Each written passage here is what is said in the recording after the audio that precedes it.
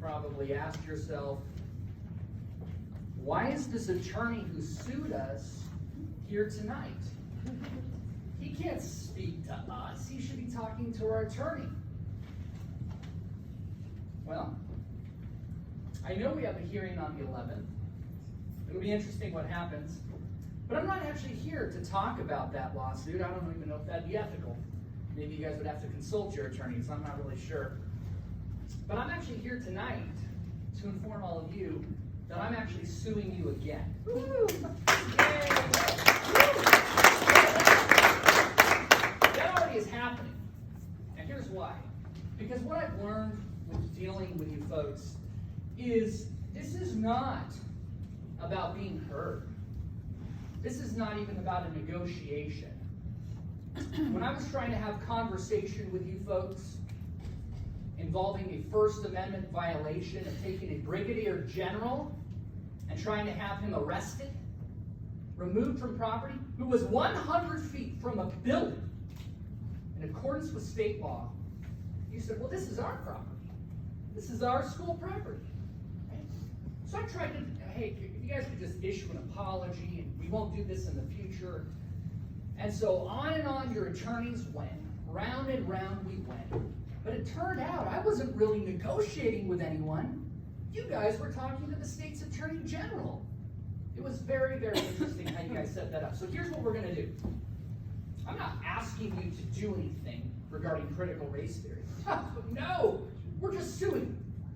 And listen, you know, whether or not the courts end up agreeing that you guys are in violation of House Bill 377, which I definitely think that you are, one way or another, you guys aren't going to get your way. And the reason is because if we don't win in court, we're just going to replace all of you in the next election.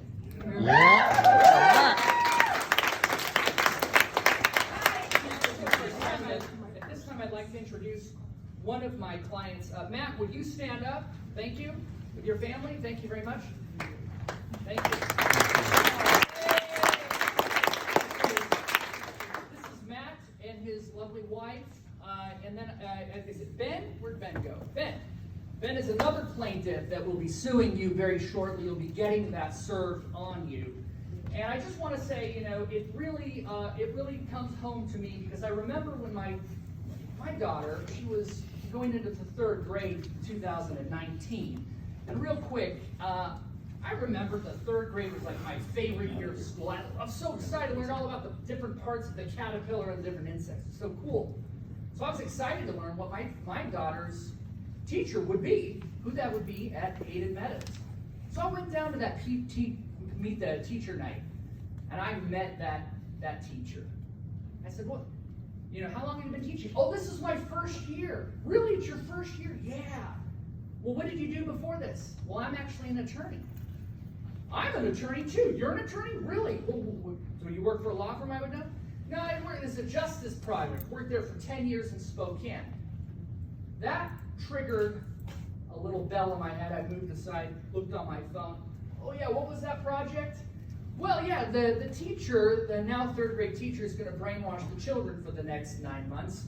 Yeah, she only wrote the about section that said, all of history is viewed through the prism of race. And your district hired that individual to destroy my daughter's brain. And for that... Mr. Morris, you're at 4 minutes. Thank you, I'm done. Thank you. And for that, it's called righteous indignation. And guess what? I'm getting even. Yay!